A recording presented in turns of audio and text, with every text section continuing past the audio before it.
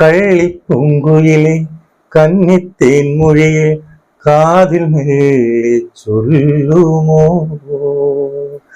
കാവതി കാക്കതൻ കൂട്ടിൽ മുട്ടയിട്ടന്നൊരു നാൾ കാനനം നീളെ നീ പാറിപ്പറന്നൊരു കള്ളം പറഞ്ഞതെന്തേ? കള്ളിപ്പൂങ്കുയിലെ കന്നിത്തേൻ മൊഴിയിൽ കാതിൽ മെല്ലെ ചൊല്ലുമോ? കള്ളി കള്ളി കള്ളി കള്ളി. എന്തായാലും എന്റെ ഉടപ്പിറന്നോൾക്ക് നാളെ തരാം. നിങ്ങൾക്ക് ഇങ്ങനെ മറുപടി ഇങ്ങനെ എപ്പോഴും അരമണിക്കൂർ പറഞ്ഞത് എനിക്ക് എന്റെ റിവ്യൂ ചെയ്യണം. കുറെ പേര് പറയുന്ന ആ തീട്ടത്തിനെ അങ്ങ് വിടുന്ന പറയുന്നത്. പക്ഷേ ഞാൻ വിടത്തില്ല. എന്റെ ഉടപ്പിറന്നോൾക്ക് എനിക്ക് എത്രയും സ്നേഹമുള്ളതുകൊണ്ട് നാളെ കൃത്യമായിട്ട് തന്നിരിക്കും. വെയിറ്റ് ചെയ്യോ. അത് കുഴിമന്തി ആണോ, പൊറോട്ട, ചിക്കൻ ഫ്രൈ ആണോ, പേടിച്ചിരുന്നോ, എന്തൊക്കെയാണ് ഞാൻ പുറത്തു വിടാൻ പോകുന്നത്, ഞെട്ടലോടെ കാത്തിരിക്കോ. നാളെ കാണാം. അപ്പൊ ഇന്നത്തെ റിവ്യൂയിലേക്ക് വന്നു കഴിഞ്ഞാൽ, നെവിനെ പ്രേക്ഷകര് ഉദ്ദേശിച്ച പോലെ പൊരിച്ചോ എന്ന് ചോദിച്ചാൽ ഇല്ല. ഡെൻസിറ്റി വളരെ കുറവായിരുന്നു എന്നുള്ളതാണ്. വളരെ കുറവായിരുന്നു ഡെൻസിറ്റി. അതായത് എന്താണ്, നമ്മൾ എന്തുമാത്രം ദ്രോഹമാണ് ഈ മറ്റുള്ളവരുടെ അടുത്ത് ഈ പറയുന്ന നെവിൻ ഒരാഴ്ച കൊണ്ട് ചെയ്തത്. അവൻ കട്ട് മുടിപ്പിക്കുന്നത്, കട്ട് തിന്ന് വയറ് വീർത്തി, ഇപ്പോഴും അവൻ അവിടെ വെച്ച് പറയുന്നുണ്ട് ഞാൻ കട്ട് തിന്നിട്ടുണ്ട് എന്ന് പറയുമ്പോൾ പോലും എന്തിനു നീ അത് കട്ട് തിന്നു, മറ്റുള്ളവരുടെ സംഭവം നീ എന്തിനെടുത്ത് കഴിച്ചു എന്ന് ലാലേട്ടൻ ചോദിക്കുന്നില്ല. മനസ്സിലായോ? ഈ പറയുന്ന അനിമോളുടെ കേസും എടുത്തിട്ടു. എന്തിനവന്റെ പേഴ്സണൽ സ്പേസിലേക്ക് നീ കടന്നു കയറുന്നു, അതെന്തുകൊണ്ട് ചോദിച്ചില്ല? അതെന്തുകൊണ്ട് പറഞ്ഞില്ല? നിങ്ങൾ ആ ഒരു ക്ലിപ്പ് കാണിക്കുമ്പോൾ ആ ഒരു സാധനം കാണിക്കണമായിരുന്നു. ഈ പറയുന്ന അനുമോൾ എന്ന് പറയുന്ന പെൺകുട്ടിയുടെ പേഴ്സണൽ സ്പേസിലേക്ക് ഇടിച്ചു കയറി സിഗരറ്റ് ഊതിവിട്ട സാധനം എടുത്ത് കാണിക്കണമായിരുന്നു. അതൊക്കെയല്ലേ കാണിക്കേണ്ട ലാലേട്ടാ. പിന്നെ പറഞ്ഞില്ലെന്ന് ചോദിച്ചു കഴിഞ്ഞാൽ പറഞ്ഞിട്ടുണ്ട്. ഇന്ന് മൊത്തത്തില് ഈ പറഞ്ഞ അണ്ടി പോയ അണ്ണാനെ പോലെ നമ്മുടെ സീസണിൽ ആദ്യമായിട്ട് നെവിൻ എന്ന് പറയുന്ന കാള ഇരിക്കുന്നത് കണ്ടു. അതിനോടൊപ്പം ഈ പറയുന്ന അക്ബറിനെയും ഒരു തരത്തിലും കാരണം നമുക്കിന്ന് ആശ്വസിക്കാൻ പറ്റുന്നത് പഴയതുപോലെ തലോടലില്ലായിരുന്നു. പഴയതുപോലെ അല്ലെങ്കിൽ മുൻകാല സീസൺ അല്ലെങ്കിൽ മുൻ എപ്പിസോഡ് പോലെ കൊഞ്ചലില്ലായിരുന്നു, വെള്ളപൂശലില്ലായിരുന്നു. ഇത്രയും മാത്രമേ സംഭവിച്ചിട്ടുള്ളൂ. വലുതായിട്ടൊന്നും വേറൊന്നും സംഭവിച്ചിട്ടില്ല. എങ്കിലും നിങ്ങളിത് കാണിച്ചത് ശരിയാണോ? നിങ്ങൾക്ക് പുറത്ത് കുറെ ഈ പറയുന്ന ഫാൻസ് ഉണ്ട് എന്ന് വിചാരിക്കുന്നത് തെറ്റാണ്. അതുപോലെ മോഹൻലാൽ ഇവിടെ എടുത്തു പറഞ്ഞ മറ്റൊരു കേസ് ബിഗ് ബോസ് എന്ത് പറഞ്ഞത്. അതാ ഞാൻ നേരത്തെ വീഡിയോയില് ബിഗ് ബോസ് എന്ത് പറഞ്ഞാലും ഇവിടുത്തെ പ്രേക്ഷകർ എന്ത് പറഞ്ഞാലും അതെനിക്ക് വേണ്ട, എനിക്കത് അറിയണ്ട, ഞാനൊരു തീരുമാനം എടുക്കുന്നുണ്ട്, എന്റെ ഒരു തീരുമാനമുണ്ട് എന്ന് പറയുമ്പോൾ അതിൽ നിന്നൊക്കെ അകത്ത് വായിച്ചെടുക്കാൻ പറ്റുന്നത് ലാലേട്ടന് കുറെ സംഭവങ്ങളുണ്ടല്ലോ. കുറെ സംഭവങ്ങൾ അവരെന്തെങ്കിലും പിടിച്ചു വെച്ചിരിക്കണം. ഇന്നത് പറയാൻ പാടില്ല, അല്ലെങ്കിൽ ഇത്രയേ പറയാൻ പാടുള്ളൂ, ഇന്ന കണ്ടസ്റ്റൻസിനെ എന്ത് ചെയ്തു ഒന്നും പറയരുത്, അല്ലെങ്കിൽ ഈ ലെവലിൽ പോയാൽ മതി എന്നവർക്കൊരു ഗെയിം പ്ലാൻ ഉണ്ട്. ഇന്ന് ഈ പറയുന്ന ഒരാളെ മറ്റം എന്തോ വിൻ ചെയ്ത് അവർ വന്നിട്ട് എന്ത് പറഞ്ഞു, ഈ പറയുന്ന ഒരു ഫേവറിറ്റിസം ഉണ്ടോ അവരിങ്ങനെ വന്നപ്പോൾ എന്റെ മനസ്സിൽ തോന്നിയ ഒരു ക്വസ്റ്റ്യൻ ആണ് ഈ ക്വസ്റ്റ്യൻ ചോദിക്കണേന്ന്. ആ ക്വസ്റ്റ്യൻ ചോദിച്ചപ്പോൾ ലാലേട്ടൻ പറഞ്ഞു അങ്ങനെ ഒരു ഫേവറിറ്റിസം ഒന്നും ഇല്ല, അത് നിങ്ങളുടെ തോന്നലാണ് എന്നാ പറയുന്നത്.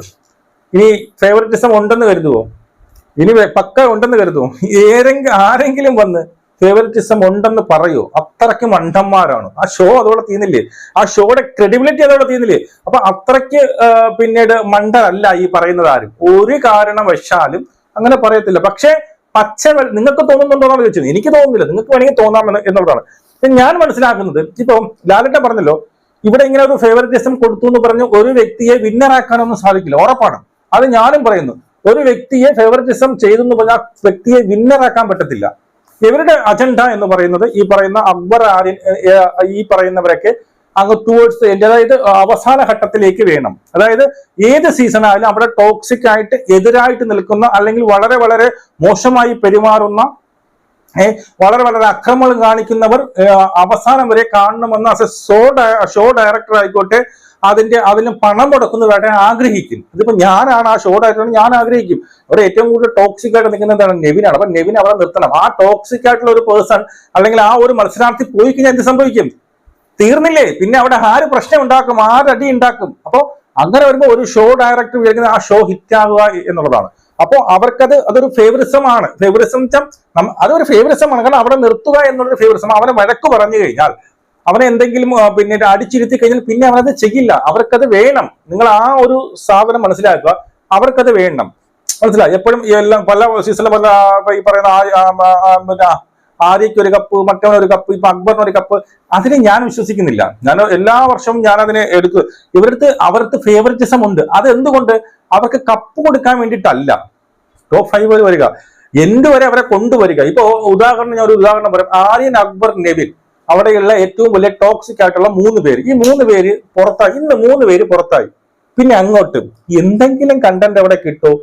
അനുമോളുടെ അടുത്തോ അല്ലെങ്കിൽ ഈ പറയുന്ന ആദില, നൂറ, സാബുമോൻ, ഹനീഷ് ഇവരുടെ അടുത്തൊക്കെ എതിർത്ത് പറയാൻ വേണ്ടിയിട്ട് ആരെങ്കിലും ഉണ്ടാവും?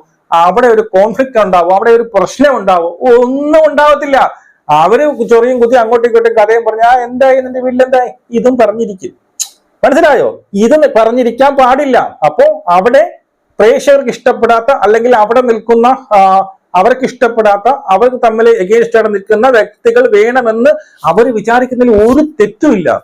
ഞാനായാലും നിങ്ങളായാലും ആരായാലും താൻ മുടക്കി എടുക്കുന്ന ഒരു പ്രസ്ഥാനം, ഒരു സ്ഥാപനം, അതെന്ത് ചെയ്യണം? അത് നല്ല രീതിയിൽ പോകണമെന്ന് എല്ലാവരും ആലോചിക്കുള്ളൂ. ഇപ്പൊ ഈ ഒരു ഷോ പിന്നെ ഫ്ലോപ്പ് ആയി കഴിഞ്ഞാൽ ഷോ ഡയറക്ടർക്കാണ് ഇത് എല്ലാം വന്ന് വരുന്നത്. നീ ചെയ്താണ് ഫ്ലോപ്പ് ആയെന്ന്. അപ്പൊ ഷോ ഡയറക്ടർ എന്ത് ചെയ്യും? അവിടെ ടോക്സിക് ആയിട്ട് നിൽക്കുന്നവനെ മാക്സിമം അതിനകത്ത് പിടിച്ചു നിർത്താൻ വേണ്ടി തോന്നും. അവർക്ക് വേണ്ടി PR ചെയ്യും. അങ്ങനെ PR ചെയ്യുന്നതാണ് എന്റെ ഉടപ്പുറന്നോള്.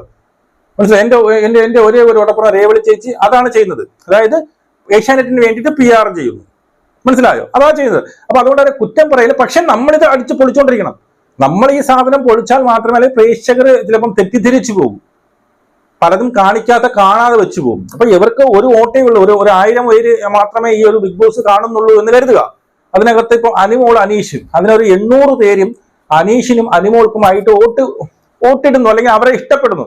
അവർ മാറ്റി ചിന്തിക്കുന്നില്ല. അപ്പൊ അവരുടെ നല്ലത് തന്നെ ഇങ്ങനെ കാണിച്ചുകൊണ്ട് നിന്ന് കഴിഞ്ഞാൽ ഈ വോട്ടെല്ലാം അനീഷിനും ഈ പറയുന്ന അനുമോൾക്കും തന്നെ വീണിരിക്കും. പിന്നെ ഉള്ള 10-200 വോട്ടേ ഉള്ളൂ. ആ 200 വോട്ടിൽ ബാക്കിയുള്ള കണ്ടസ്റ്റൻസിന് മൊത്തം വീഴുന്നത്. അപ്പോ ഈ ടോക്സിക് ആയിട്ട് നിൽക്കുന്നവന് ഒട്ടും വോട്ട് വീഴത്തില്ല. ഇപ്പൊ അക്ബർ അല്ലെങ്കിൽ ആര്യൻ, അവനൊന്നും ആരും വോട്ട് ചെയ്യത്തില്ല.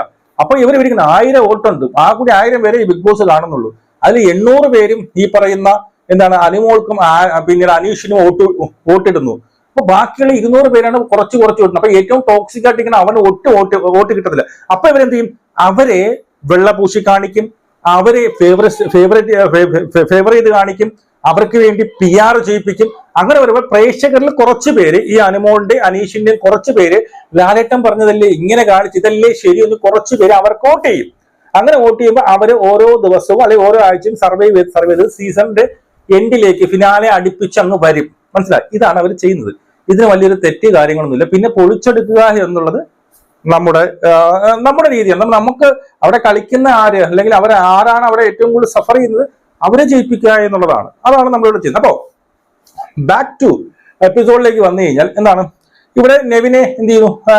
നെവിന്റെ അടുത്ത് പറഞ്ഞു, ഈ പറഞ്ഞതുപോലെ എന്താണ്, നിങ്ങൾ അടുത്ത ഈ എവിക്ഷനിൽ പോയില്ല എന്നുണ്ടെങ്കിൽ നിനക്ക് ഞാനൊരു പണി തരുന്നുണ്ട് എന്നുള്ള കേസും പിന്നീട് ഷാനവാസിന്റെ കേസ്, ഇവിടെ പറഞ്ഞ കൈയടിച്ച കേസ്. എനിക്ക് ഏറ്റവും കൂടുതൽ ഇഷ്ടപ്പെട്ടത് ഈ പറയുന്ന നെവിൻ പറഞ്ഞു, നമ്മൾ ഈ പറഞ്ഞതൊക്കെ ഡ്രാമ എന്ന് ഇവരിങ്ങനെ വിളിച്ചു പറഞ്ഞു എന്നിങ്ങനെ പറഞ്ഞപ്പോ, അതായത് ഈ അനുമോട് വെച്ച് നിങ്ങൾ എന്തുകൊണ്ട് അവനെ ആദ്യം കൃത്യമല്ല പോയിന്റ് ആക്കിയിട്ട് അടിപൊളിയായിട്ട് മറുപടി കൊടുത്തു കേട്ടോ. ഈ പറയുന്ന അക്ബറിനൊക്കെ അത് ആദിലെ സമ്മതിക്കണം. അവിടെയുള്ള പെൺപടകളിലെ ഒക്കെ അപേക്ഷിച്ച് ആദിലെ കൃത്യമായിട്ട് പോയിന്റ് പറയാം, അനീഷിനെ കൂടി കൃത്യമായിട്ട് പോയിന്റ് പറയാൻ ആദിലേക്ക് അറിയാം. അതായത് ഇവര് പറയുന്നത് നമ്മളിങ്ങനെ എന്തുകൊണ്ട് നിങ്ങൾ അവരെ എടുക്കാൻ സമ്മതിച്ചില്ലെന്ന് പറയുമ്പോൾ അവരെ പറയുന്നത് ഇവര് ഇതുവരെ എന്ത് ചെയ്യണോ, അത് ആക്ടിങ് ആണ്, ഡ്രാമയാണ് ഒരു പെട്ടെന്ന് വന്ന് എടുക്കാൻ വന്നിട്ട് വേണ്ട എന്ന് പറഞ്ഞു വിട്ടു എന്നുള്ളതാണ് അവിടെ പറഞ്ഞത്.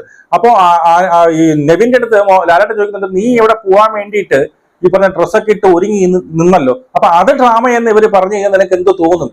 അവിടെ അങ്ങനെയുള്ള ക്വസ്റ്റ്യൻസ് അവിടെയാണ് യഥാർത്ഥം പറഞ്ഞു കഴിഞ്ഞാൽ നെവിൻ പെട്ടുപോകുന്നത്. അവിടെ ഓഡിയൻസിന്റെ കയ്യടി ഉണ്ടായിരുന്നു അപ്പൊ ഇന്ന് ഈ പറയുന്ന നെവിനെതിരായിട്ട് ഒരുപാട് ഓഡിയൻസിന്റെ പ്രതികരണം അവരെ കേട്ടിട്ടുണ്ടാവും.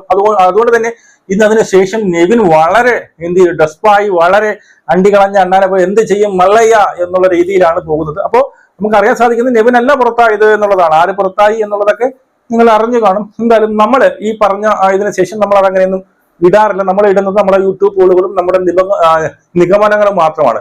അല്ലെങ്കിൽ നമ്മൾ ഇത് തിരക്കാറില്ല എന്നുള്ളതാണ് സത്യം. ലാലേട്ടൻ പറഞ്ഞതിന് ശേഷം ഓക്കെ, അതങ്ങനെ ഇരിക്കട്ടെ. അപ്പം പിന്നീട് അവിടെ കാണിച്ചത് ഈ പറയുന്ന എന്താണ്, ബെഡിൽ വെള്ളം ഒഴിച്ചത് ശരിയാണോ എന്ന് ചോദിച്ചത് അവൾ ഉറങ്ങാതെ കിടന്നതല്ലേ എന്തിനു നീ അവിടെ കൊണ്ട് ഒഴിച്ചു, ആ ഒരു കേസും പിന്നെ അക്ബറിന്റെ കേസ്, അക്ബർ എന്തിനു കൂടെ ഇരുന്ന് പിന്നെ കൈയടിച്ചത് ഈ പറഞ്ഞ ആര്യനെ ഏറ്റവും എന്ന് പറഞ്ഞുകൊണ്ട് കിണിച്ചത് അവിടെ കിടന്നുണ്ട്.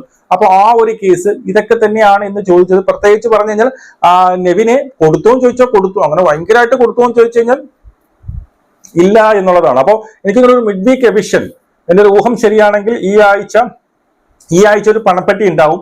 ഈ പണപ്പെട്ടി ടാസ്കിൽ മിക്കവാറും ആദിലെ ആയിരിക്കും എടുത്തുകൊണ്ട് പോകുന്നത്. ആദിലെ എടുത്തുകൊണ്ട് പോയി കഴിഞ്ഞാൽ അതിനുശേഷം ഒരു മിഡ് വീക്ക് എവിഷൻ വരും. ആ എവിഷനിലായിരിക്കും ചിലപ്പോൾ അക്ബറോ നെവിനോ ആ എവിക്ഷനിൽ പോകും. അപ്പൊ അങ്ങനെ വരുമ്പോ ബാക്കി 5 പേര്, ഇനിയിപ്പോ ഷാനവാസിന്റെ കേസ് പറയാം. ഷാനവാസ് വന്നതിനെ വെച്ച് ഷാനവാസ് നാളത്തെ എപ്പിസോഡിൽ കാണാൻ കഴിയും എന്നാണ് നമുക്ക് അറിയാൻ സാധിക്കുന്നത്. അല്ലെങ്കിൽ തന്നെ ഇനി ഇത്രയും ദിവസം ഒന്നും ഷാനവാസിനെ ഹോസ്പിറ്റലിൽ ഒന്നും വിടൂല. അപ്പൊ നാളത്തെ എപ്പിസോഡിൽ കൃത്യമായിട്ടും ഷാനവാസിനെ ഇഷ്ടപ്പെടുന്നവർക്കൊക്കെ ഷാനവാസിനെ കാണാൻ സാധിക്കും. അതിനോടൊപ്പം നൂറയ്ക്ക് ഒരു വലിയൊരു അഭിനന്ദനം, കൺഗ്രാജുലേഷനും കൊടുത്തു. ഈ പറയുന്ന ടിക്കറ്റ് ടു ഫിനാലെ ജയിച്ചതിനൊരു ചെറിയൊരു മൊമെന്റോ കൊടുത്തു. പിന്നീട് ഈ ലാലേട്ടൻ തന്നെ പറഞ്ഞത് ഇത്രയും കഠാകഠികന്മാരിയ്ക്കുമ്പോൾ, ഇത്രയും പുരുഷ കേസരികൾ ഉള്ളപ്പോൾ, ഇത്രയും ആരോഗ്യവാന്മാരുള്ളപ്പോൾ അവിടെയൊക്കെ ഫൈറ്റ് ചെയ്ത് താങ്കൾ അത് നേടിയെടുത്തതിൽ വളരെ നമ്മൾ പ്രശംസ അർഹിക്കുന്ന ഒരു സംഭവം. സത്യമാണ്, നമുക്ക് ഒരിക്കലും പ്രതീക്ഷിക്കാത്ത ടിക്കറ്റ് ടു ഫിനാലെ തുടങ്ങുമ്പോൾ ഒരൊറ്റ മനുഷ്യർ പോലും വിചാരിച്ച് കാണില്ല ഈ പറയുന്ന നൂറ ജയിക്കുമെന്ന്. ഒരൊറ്റ മനുഷ്യരും വിചാരിച്ച് കാണത്തില്ല, അല്ലേ? ആരും വിചാരിച്ചില്ല. അതിനുശേഷം അവരെയൊക്കെ തോപ്പിച്ചുകൊണ്ട് ടിക്കറ്റ് ടു ഫിനാലെ വിൻ ചെയ്യുക വെച്ച് കഴിഞ്ഞാൽ അത് വളരെ ഭയങ്കര എന്നും ഓർമ്മിക്കുന്ന ഒരു സംഭവം തന്നെയാണ്. അതിനുശേഷം അവൾ പറയുന്നത് ഇത് എനിക്കൊരു ജീവിതത്തിൽ ഒരിക്കലും മറക്കാൻ പറ്റാത്ത ഒരു വലിയൊരു മൊമെന്റ് ആയിരുന്നു എന്നൊക്കെ പറഞ്ഞുകൊണ്ട്, പിന്നെ ഇന്ന് കുറച്ച് അനുമോളുടെ അടുത്തൊക്കെ കുറച്ച് സ്നേഹത്തോടെയൊക്കെ പെരുമാറി എന്നുള്ളതും ശ്രദ്ധാർഹമാണ്. കാരണം നമ്മൾ ഈ പറയുന്ന കുറെ ആൾക്കാരുടെ വിമർശനങ്ങളും കാര്യങ്ങളൊക്കെ ഏറ്റുകൊണ്ട്, അതുകൊണ്ട് തന്നെ ഇന്ന് അനുമോടുള്ള ഒരു പിന്നീട് പറയുന്ന അല്ലെങ്കിൽ ഇടപെടുന്ന രീതിയിൽ കുറച്ച് മയം വന്നതായിട്ടും എനിക്ക് തോന്നുന്നു. നിങ്ങളുടെ അഭിപ്രായം നിങ്ങൾ കമന്റ് രേഖപ്പെടുത്തും. അതിനോടൊപ്പം മറ്റൊരു കേസുകൾ പറഞ്ഞ അനീഷിന്റെയും ഈ പറയുന്ന നമ്മുടെ അനുമോളുടെയും കേസ്, പിന്നെ അവരുടെ ആ ഒരു ക്രഷിനെ കുറിച്ചൊക്കെ ലാലേട്ടൻ കുറച്ചൊക്കെ ഇളക്കി വിടുന്നുണ്ട്. അതായത് സത്യം പറഞ്ഞാൽ എന്തൊക്കെ പറഞ്ഞാൽ ഇവിടെ ഫാൻസുകാർ വന്ന് അങ്ങോട്ടും ഇങ്ങോട്ടൊക്കെ ഭയങ്കരമായിട്ട് അടി കൂടുമെങ്കിലും അനീഷിന്റെയും ഈ പറയുന്ന അനുമോളുടെയും കോംബോ ഒരു പ്രത്യേക കോംബോ. രണ്ടുപേർക്കും അങ്ങോട്ടും ഇങ്ങോട്ടും കെയറുണ്ട്. ഇന്നലെ ആ ഒരു എൻട്രൻസ് ടാസ്കിൽ കാറിനകത്ത് ഒരുപാട് അനീഷിനെ അവരെയൊക്കെ ഉപദ്രവിക്കുന്നത് അനുമോൾ അതിനെ എതിർക്കുന്നു. അനുമോൾക്ക് അത് ഇഷ്ടപ്പെടും. എന്തിനാ അയാളെ ഇങ്ങനെ ഉപദ്രവിക്കുന്നു എന്ന് പറയുന്നു. അതുപോലെ അനുമോൾ കിടക്കുമ്പോൾ അനുമോൾ പ്രൊട്ടക്ട് ചെയ്യാൻ വേണ്ടി അനീഷ് ലാലേട്ടൻ എടുത്ത് പറഞ്ഞിട്ടുണ്ട്. പിന്നീട് പുതപ്പ് കൊണ്ട് മൂടി കൊടുക്കുന്നതും തലയണ വെച്ചെടുക്കുന്നത്, അതൊക്കെ ഞാൻ കുറെ റീലൊക്കെ കണ്ടിട്ടുണ്ട്. കാരണം അവരുടെ ഒരു കോംബോ ഭയങ്കരമായിട്ട് ഇഷ്ടം. പക്ഷെ ഏറ്റവും അവസാനമായപ്പോൾ ആ ഒരു കോംബോയുടെ തുടക്കം വലിയ ആയുസ് ഉണ്ടാവില്ല എന്നുള്ളതും. അപ്പൊ അതൊക്കെ രണ്ടുപേരും ആസ്വദിക്കുന്ന, രണ്ടുപേരും ചിരിക്കുന്നുണ്ട്. ലാലേട്ടൻ അതിനെയൊക്കെ എടുത്ത് കാണിക്കുന്നതൊക്കെ വളരെ നന്നായിട്ട് പോയി. നാളത്തെ ദിവസം ആരായിരിക്കും പുറത്തു പോകുന്നത് നിങ്ങൾ തന്നെ കമന്റ് ചെയ്യും. നിങ്ങൾക്ക് എല്ലാവർക്കും 99.9% ആൾക്കാർക്കും അത് അറിയാമെന്നറിയാം. പക്ഷെ എന്റെ ഭാഗം കൊണ്ട് ഞാൻ പറയുന്നില്ല എന്ന് മാത്രമേ ഉള്ളൂ. ഉറപ്പെന്നുള്ളത് ഞാൻ നാളെ തരും. ജയ് ഹിന്ദ്.